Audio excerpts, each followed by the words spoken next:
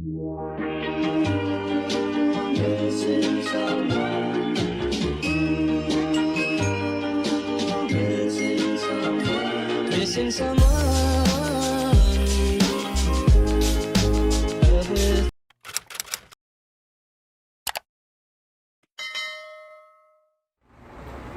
History is who we are and why we are the way we are. As Filipinos, it is very important to learn about the Philippine history. But first, we must appreciate the history of our localities and how it contributes to the development of our nation. Before anything else, let us define what is oral and local history.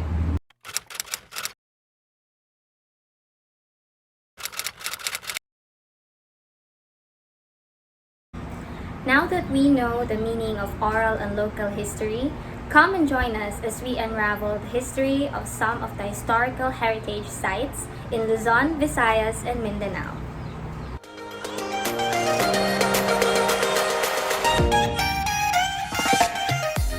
Number 1, Intramuros, also known as Walled City of Manila. As you can see here in the picture, the walls of Intramuros, they are meant to protect people from foreign invasions.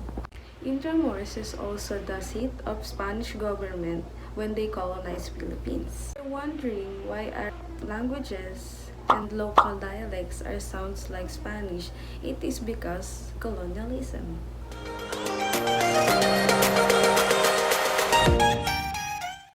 Moving on to our next destination, this is one of my favorite historical places, the Calle Crisologo in Vigan. It is a street of old Spanish structures, mostly houses of wealthy families and Filipino-Chinese traders. This is where you'll see the famous cobblestone streets that represents Vigan's image. This street was actually named to honor Don Mena Crisologo, also known as their first provincial governor. Calle Crisologo became famous as it served as the center of well-preserved houses and remains as the main attraction in Vigan. Personally, I've been to Vigan before, and this street is indeed giving you that Spanish vibes because of how the structures and the houses are well preserved. This is indeed one of the highlights when you go to Vigan, and you can't miss it.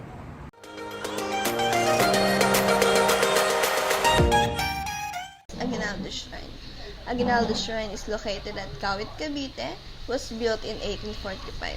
It is the ancestral house of Emilio Aguinaldo, the first officially first president of the Philippines.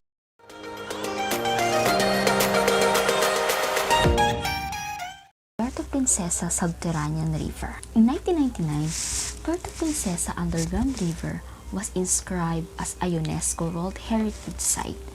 According to UNESCO, it encompasses one of the world's most impressive cave systems, featuring spectacular limestone karst landscapes, pristine natural beauty. Subterranean River contains globally significant habitat for biodiversity conservation to include it in the World Heritage Site. Museo ng Paglilitis ni Andres Bonifacio was built in 1889 in Maragondon, Cavite. It served as a military court wherein it has been a witness to the trial of Andres Bonifacio in 1897.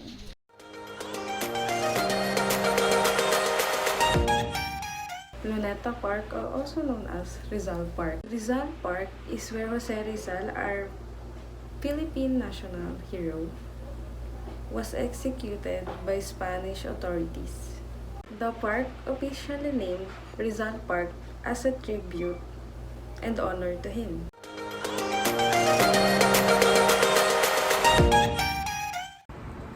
Next destination is the Cape Moyador Lighthouse, or also known as the Burgos Lighthouse. It was established during the Spanish colonial period in the Philippines. Over 100 years, it still functions and serves ships that enters Philippine archipelago from the north and guide them safely away from the rocky coast of the town. So if you have plans of going to Ilocos Norte, this is a must-go place.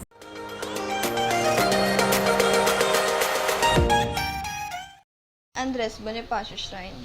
commonly known as Kartilya ng Katipunan Park. Its centerpiece is the monument to Filipino revolutionary Andres Bonifacio and the Philippine Revolution fronting Padre Burgos Avenue.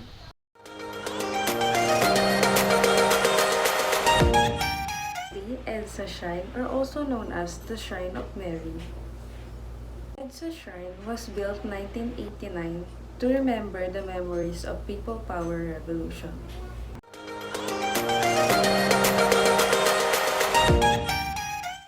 Andres Bonifacio Ecotourism Park.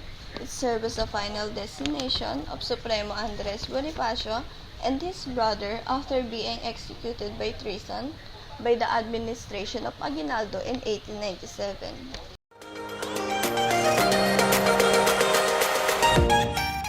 San Agustin Church of Pakay. The Bawal Church history began in the 7th century. The construction of the church was spread over a century, beginning from 1604. The cornerstone of the church was inlaid in 1704. The convent in 1707 and the bell tower in 1973.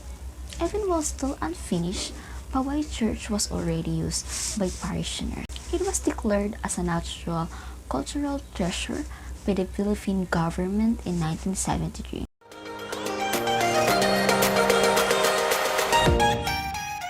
University of Santo Tomas. University of Santo Tomas is a 4th-century-old school existing here in the Philippines, and it is one of the oldest schools here in Asia and Philippines.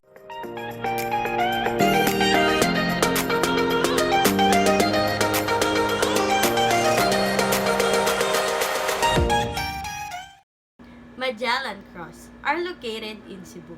Ferdinand Magellan was the first European to come to the Philippines at 1521.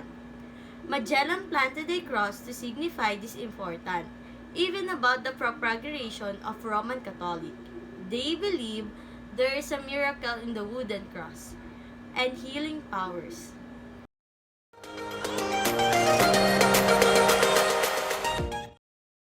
Our next destination is Mactan Shrine.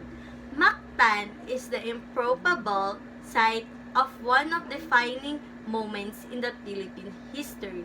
It was here on April 27, 1521, that Ferdinand Magellan was finally wounded at the hands of ship Lapu-Lapu.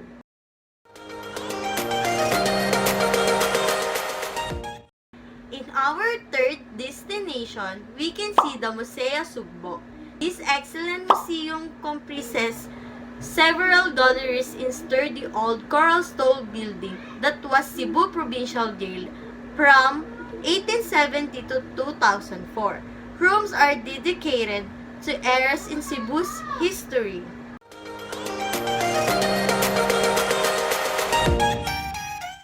We are in the Fort San Pedro, the oldest fort in the Philippines at Cebu. Was established in 1565 under the command of Miguel Lopez de Legazpi, conqueror of the Philippines. Fort San Pedro has served as an army garrison, a rebel stronghold, prison camp, and city zoo. Beautiful place we can see, and a tourist spot.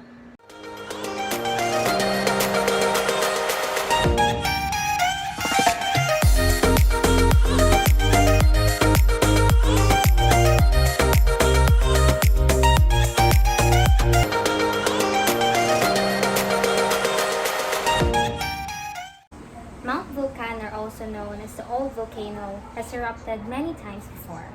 In its eruption in 1871, the island's old capital sunk underwater, and one of the places that got soaked was the Old Community Cemetery. Later on, during 1948 and 1953, the volcano erupted once more, sinking the cemetery even deeper under the sea. Today, it lies 20 feet. Corals have grown on and around tombstones, and marine life has flourished, making it unique and extraordinary diving destination. So when you visit Camiguin, get ready to be captivated by its beauty and history.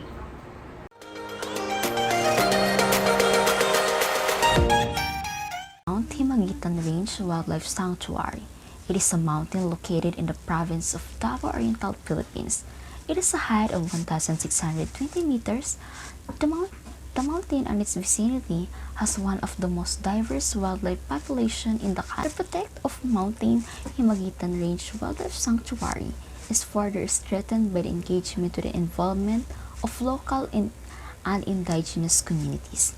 Their lifestyle and spiritual beliefs are based on respect for the environment. We can also implement a bantay gubat to ensure that the tourists follow all the rules and regulations.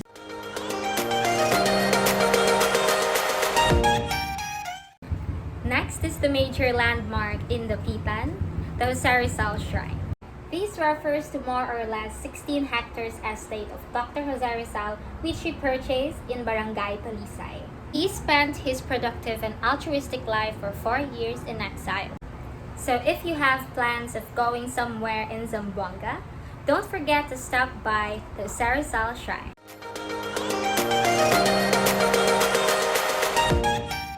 Mount Apo Natural Park. Mount Apo, also known as Apo Sandawa, it is a large sulfuric, dormant, stratovolcano on the island of Mindanao, with an elevation of 2,954 meters above sea level. It is the highest mountain in the Philippine archipelago, located between Davao del Sur and Davao City. It is also a protected area and a national park of the Philippines.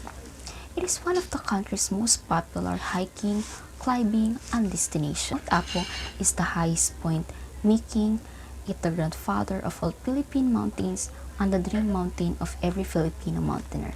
Usually, many Filipinos go to Mount Apo for hiking activity and for the beautiful view as well. We have so many ways to keep Mount Apo clean. The first one is garbage woes and zero basura policy to ensure that the park is leaf clean as a trekkers go. We all know that visiting this kind of historical places always bring you a great experience and let us to explore new things. It also gives us a new story and a new lesson for life. So we should at least preserve those historical heritage to give people a glimpse of the past. So what are you waiting for? Come and have a fun visiting the nearest historical place in your area. Historical heritage provides us clues and tell us how our society has evolved. There are so many ways in preserving heritage. Number one is spread awareness. Spread awareness by creating an awareness of how important preserving valuable sites here in the Philippines by sharing news, links to social media. Number two is donation. Monetary donation.